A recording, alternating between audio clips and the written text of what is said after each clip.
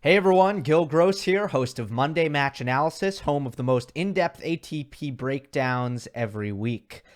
As you can see in the title, Novak Djokovic defeated Taylor Fritz in the third round of the 2021 Australian Open, but unfortunately took a slip in the third set and clearly, to me, injured his right oblique. You don't like to speculate on injuries, but based on the part of his body that he was grabbing, that the trainer was favoring, the effects of the injury, I think it's almost 100% safe to say that it is the right oblique, which after the match he said that he thinks is torn. And he'll get ultrasound to see what the real verdict on that is. So hopefully he recovers and hopefully it's not torn and he can not be too compromised, because to lose him again at the end of the tournament, that would be unfortunate for all involved, and certainly we'd like to see some of the second weekend clashes between Djokovic and some of the other top players in the sport. But let's just there's a limited number of things that I can add to something like this, but I'm going to give you everything I can. First of all, let's talk about the right oblique. Let's talk about how important that is and how it affects the tennis player. Well, if you were watching the match, it's very clear. It's the forehand. The forehand is what's really affected here, because the oblique is really the driving muscle when it comes to your hip rotation, and very specifically for the right oblique, your hip rotation leftward. So if you're coiling back this way and you're firing your shoulders in kind of a clockwise rotation, it's going to really be the right oblique that's going to trigger that movement for the most part. So it's really, really big. And just to further illustrate that point, I would say for me, as someone who's played tennis my whole life, my obliques are probably the most overdeveloped muscles on my body, which means proportional to what a normal human being's muscular structure is. I would say within that proportion, my obliques are, again, probably the most disproportional part of my body, just from playing tennis. It has nothing to do with anything I'm doing in the gym.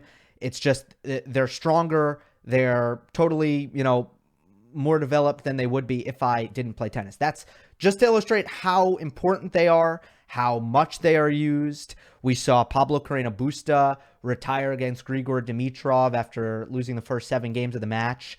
He had a frontal abdominal issue, which really affects the serve, right? That motion going up for the serve.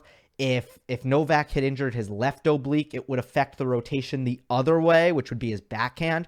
But since it's his right oblique, it completely debilitated his forehand for the third and the fourth set. So if he does not have full usage of that right oblique, it's going to make it impossible for him to play. Plain and simple. And then it becomes a question of, well, is it pain or is it going to actually affect the function? And then if it's pain, maybe he can fight through it. Or will it get worse? Generally, an abdominal pain will get worse if you try to play through it. Excuse me, not abdominal pain. An abdominal strain or an abdominal tear, more specifically, will get worse if you play through it. I've seen that firsthand. And, I know Gael Monfils has dealt with that injury. It's really one of the worst tennis injuries you can have, because you really need to normally miss some time if you have that.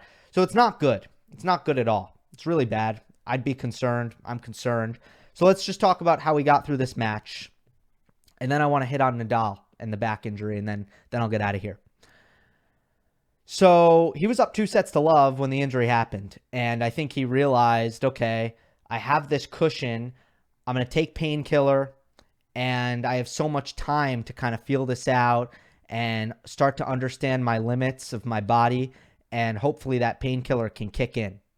And because he had that time and that cushion, I think that kept him in the match. I think if that happened in the first set, I think he would have shaken hands. I've seen worse.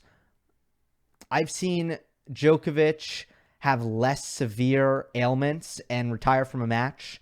I think that the shoulder injury that he had against Stan Wawrinka in the 4th round at the U.S. Open, left shoulder, I believe, that was in 2018.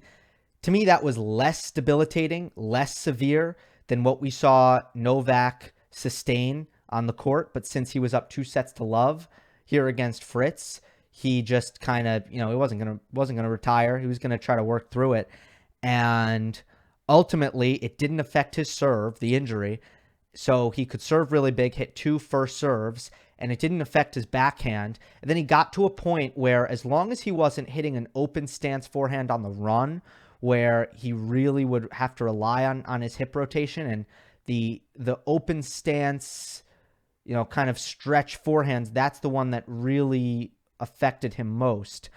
As long as he didn't have to hit that shot, he was kind of okay. The return of serve was tough too, by the way. And let's face it, Fritz serving at 2-3, up 30-love. He played terrible from there, and his feet stopped moving, and he made 3 errors with horrible footwork, with his just feet not in the right position. And then down break point at 30-40, he just kept laying the ball in the middle of the court and giving Djokovic, balls to attack. Eventually, Novak took the bait, and he hit a forehand winner. Even that forehand, it didn't look that comfortable. He hit it big, it worked, but to me, he didn't rotate all the way through the forehand. He stopped a little bit short, and it just dropped in, hit the back of the baseline. Fritz's forehand at 30 all, just missed, but it missed. And that was the break for Novak, and Fritz just wasn't able to make Djokovic work hard enough. So given the opponent, given the fact that he was 2-0 up, he could fight through this one. Clearly the pain subsided, so now it's just a question of what it looks like tomorrow and, ultimately against Milos Raonic in the next round, who Novak has an 11-0 head-to-head against. I'm not going to make any really solid predictions other than to say the concern level should be high here, because if he has a torn right oblique like he thinks he has, or if he has a strained right oblique, I don't think it's going to get better really, really fast. So I think his tournament's in jeopardy, but hopefully it's not, and we'll see what happens there. Rafa Nadal has been dealing with a stiff back. His response has been, well, I'm just not going to serve as big. And he hasn't. And so far, the quality of opponent that he's faced has allowed him to do that. He doesn't need his big serve. He can still beat Michael Mmoh in straight sets. And Cam Norrie is a really good player who I respect a ton, but I don't know if Cam Norrie qualifies as a player that can, is going to force Nadal to serve bigger. But eventually, someone will force Nadal to try to push his serve a little bit, and then we'll see what happens. So right now, I just feel like Nadal is kind of waiting, just hoping for that back to loosen up and start to feel better. Then when it does, he can go from there. He's just buying himself time now, not pushing it, not serving big, and so far, that's kind of the plan. So we'll have to monitor both situations. But hey, the big three, so ageless for the most part. And you might say, oh, Nadal's had injuries. He's always had injuries, right? So even Nadal, so ageless, and Djokovic especially, he's been healthy, but for the most part. But these are the things that they're going to have to start to deal with. So in terms of historical repercussions, let's wait on that. Let's see what happens with Djokovic. Let's see how he looks against Raonic, or if he even takes the court against Raonic. He says that's up in the air. Hope you enjoyed. Don't forget to subscribe. I'll see you next time.